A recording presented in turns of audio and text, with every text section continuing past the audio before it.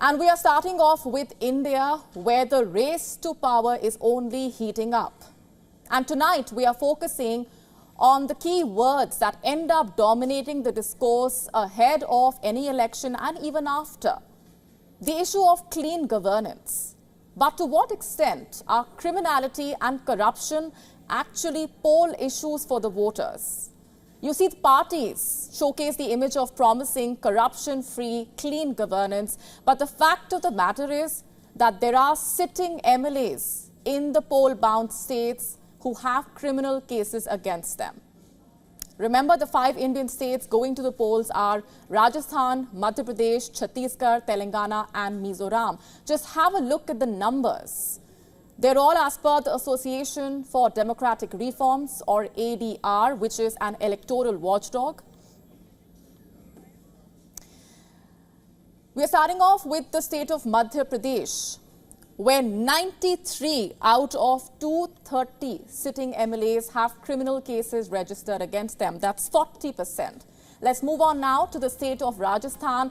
Out of the 199 sitting MLAs that were analyzed by ADR, 46 have criminal cases, have declared criminal cases against themselves. That is 23%. Let's move on now to the state of Telangana, where out of the 118 sitting MLAs that were analyzed by ADR, as many as 72 are facing criminal cases. That's 61%.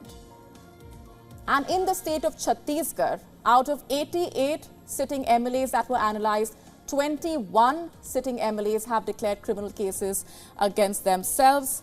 That's 24%. And in the state of Mizoram, out of 39 sitting MLAs that were analyzed by ADR, 2 MLAs are facing criminal charges. That's 5%. So the fact of the matter is, for years, activists and independent electoral watchdogs like ADR have been raising concerns over political parties fielding candidates with criminal antecedents as well.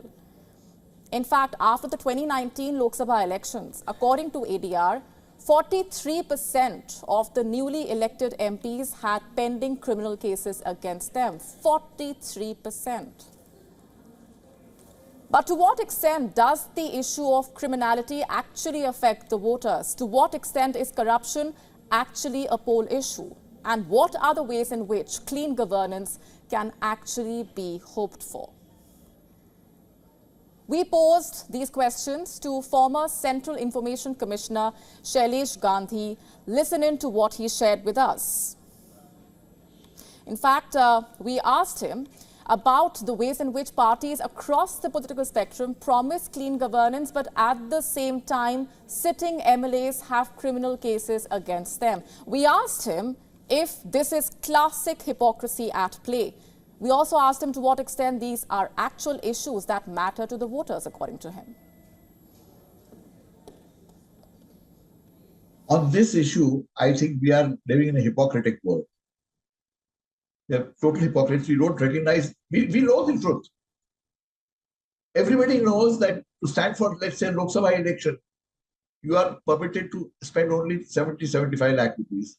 And everyone is aware that any serious candidate, even the election commissioners are aware of this, has to spend over 3 crore rupees. So if you also stand for election, a politician must lie, must resort to black money. Similarly, criminality. What is criminality? If you have done a criminal act and are convicted, then you are a criminal. Worldwide, the jurisprudence is innocent until proved guilty. We've turned this jurisprudence upside down with help from our courts and said, if you are charged with a crime, you are a criminal. The voter is far smarter. He doesn't even look at this. And it's become meaningless. This charge of corruption, this charge of criminality, nobody takes it seriously. As Shailesh Gandhi has also been the Central Information Commissioner, we asked him about the challenges that he has faced on this front as a former CIC, with ADR and others approaching the CIC earlier for intervention. Listen in. Look at things by design. and see if there are design faults in a system. Like I believe there are. We call people criminals because they have criminal charge against them. We say they are corrupt by making it such that they cannot stand for an election unless they are dishonest. Attack the root cause and try and resolve that. People are not bad. Indian people are not bad. They are as good or as bad as people all around the world. But you may create conditions in some cases where nothing works.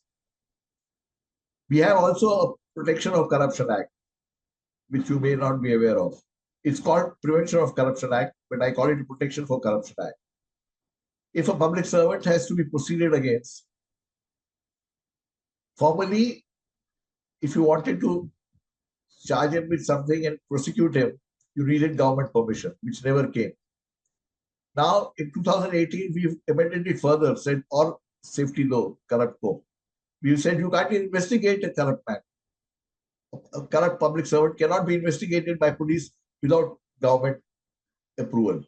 And I found out in RTI, in Maharashtra, in the last 4 or 5 years, 460 permissions were sought. 27 permissions were given. All the rest are hanging. So we create, this is what I call corruption by design. This is what I call criminality by design. WION now available in your country. Download the app now. Get all the updates on the move.